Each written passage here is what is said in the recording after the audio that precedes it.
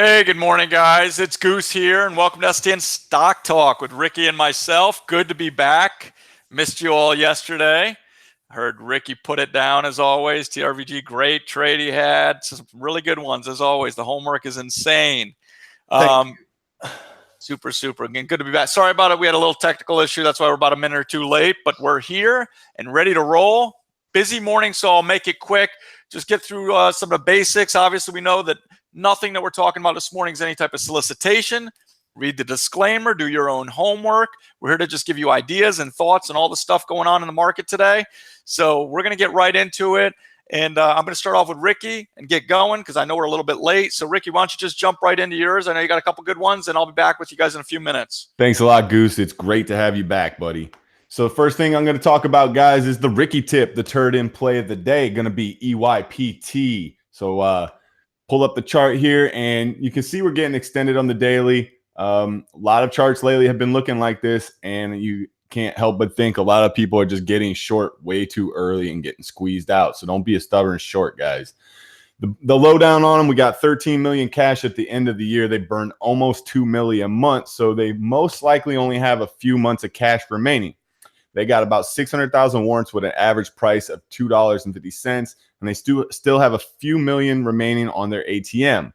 But here's the real stuff. They got a credit facility for $20 million, and they used immediately 15 million of it to acquire Icon Bio. They actually just recently switched their ticker symbol. They're listed on the Australian Stock Exchange. They're delisting from there. They will only be trading on the NAS.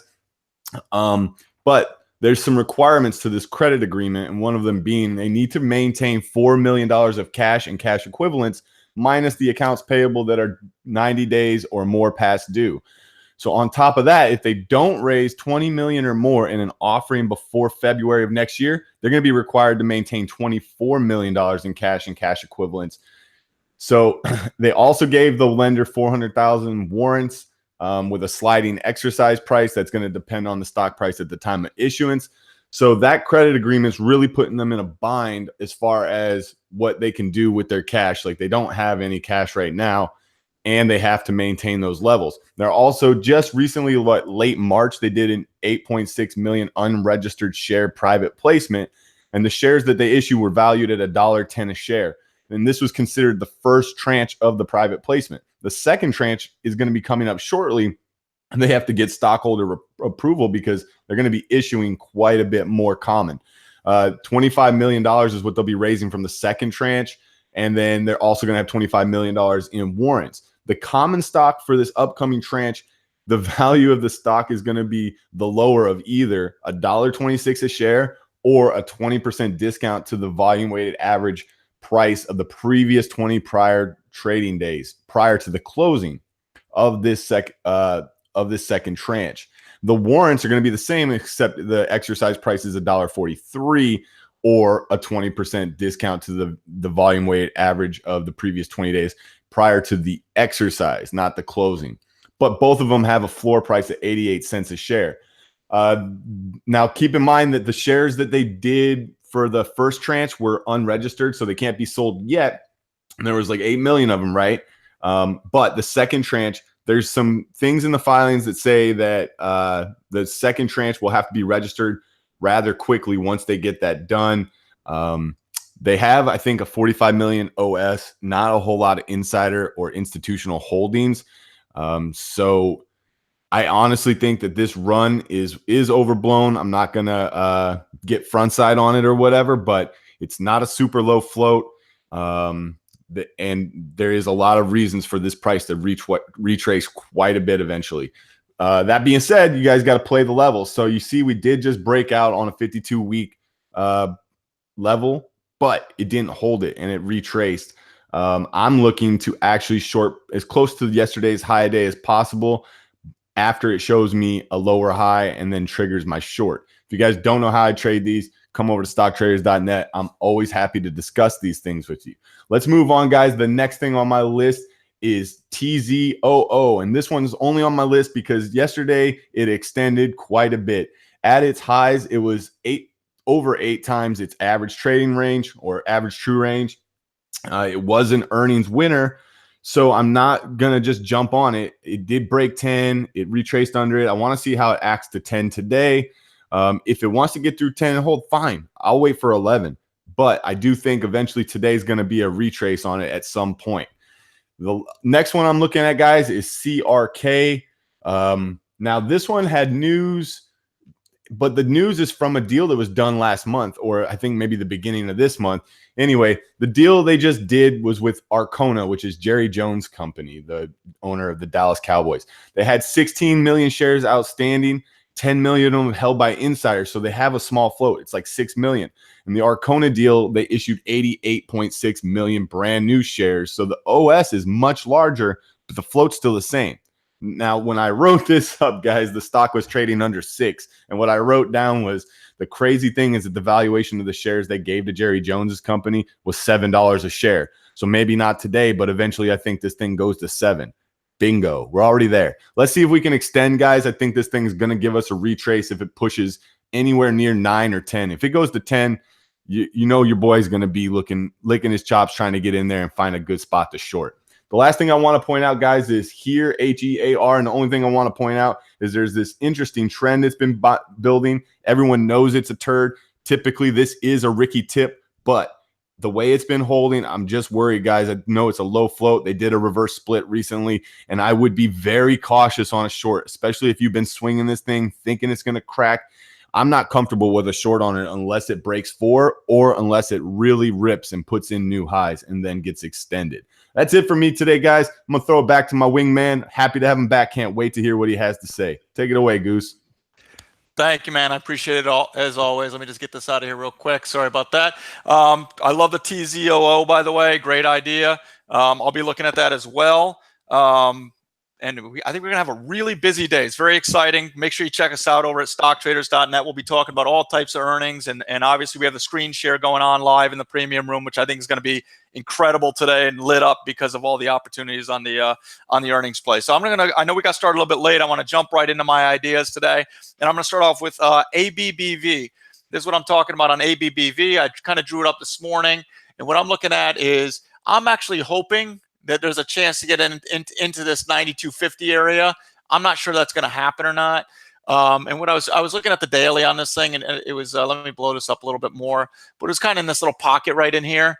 And as you can see, the 20 days right there. So I don't think it's going to happen. Obviously, when I was writing this, it was on the 93s, and it's already moved up about $1.50 since. But listen, I said the same thing about Honeywell the other day, and I had an order in, and we bought it, and we killed it on Honeywell on that imbalance in the morning, and it was absolutely perfect. So I'm hoping for the same thing. I actually have bids in there already at 92.50, 93 area for a wash if it happens at the open. I will be looking along this 92.50, 93 area, and hopefully it gets to me. If not, I will look, but I really want to own this in the low 93s. Otherwise, I'll just pass for now unless it retraces or to join a trend on it. But it's already moved up a little bit, so it's not out of my range completely. But I don't like chasing these. As we always tell you, entries, everything on these, so just be smart about it. Next, I want to move on to ALXN. Again, another one that's kind of snuck up on me over the last half hour or so as I've written this. Now, it's just coming back now. But what I was looking at on ALXN is I was actually looking at this. It has huge range today. Obviously, it's up $7 still. So what I'm looking for is not crazy. From the pre-market move, about a 50% retrace. I could pull this up now that it actually made new highs just now a little bit ago. But I was looking at the 110 area, as you can see, which is about a 50% retrace. So anywhere between 110, 111, I'm going to look for a potential long on this and for a push back up on 116. Now, I wrote something on my tweet I just want you guys to pay attention to. I won't fight this thing, okay? Good numbers. It's gapping up. This thing could continue. There's no such thing as it can't go higher, okay, guys? Remember that. So just the reason I wrote that is if you pull this chart back on the daily a little bit, you're going to see there's a prior support area up in this, 115 area. And you see the 50-day there. That purple line's a 50-day. So I was watching that area where I won't mind reversing. I don't mind reversing on these things. So if it makes a clear, lower high on this, I'll take a quick short and try to fade it for a couple dollars and be smart about it. That's smart trading, guys. Not having too crazy of a bias. Trade the chart, what it's showing you, and if you have daily levels on the, out there, all better for it. So I will be looking at this both ways, but ALXN, what I'm looking for is somewhere in that 110 area would be a great pocket for me to take a long. ABBV, I'm really hoping this comes down. I see it coming in a little bit, and I'm kind of licking my chops on that one from the long side as well. So I'm going to move right on lastly to SVU. I want to remind you guys, there's a little bit of chatter on the name too. And what I mean by that, when I put on my tweet as far as just being careful and have a stock, is I always, when I have a stock that I'm trading that has chatter, I always put a safety stop way higher up, just in case. I don't care. I could be looking the other way or doing some research or whatever, and all of a sudden there's a huge volume candle, and I'll look back at it. By that time, I'm down a bunch of money because of some more chatter that's coming out on it. So I always keep a very safe stop up there. It's not a bad habit to get into, the just in case, especially with names that have chatter on it. But as you can see on SVU, it's pushing up in these levels. These are the two levels I was looking at earlier. This 1630 area, which I mentioned on my tweet, which I actually really like this as a fade. And then the other side that I'll look at is as it approaches this 17. But I think this is overbought. I'll be looking for this a nice fade back into the low to the mid 15s on this, and this will be on my top priority list for a watch.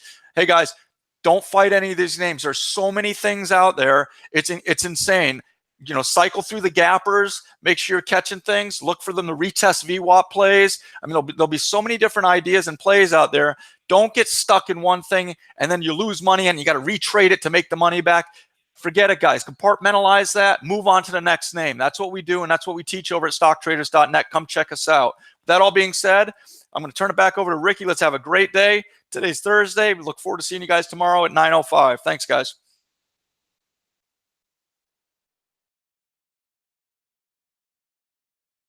Ricky, you still with me there, man? I'm going to sign off for Ricky because I don't hear him. Yeah, I'm here. I'm sorry. I forgot to unmute.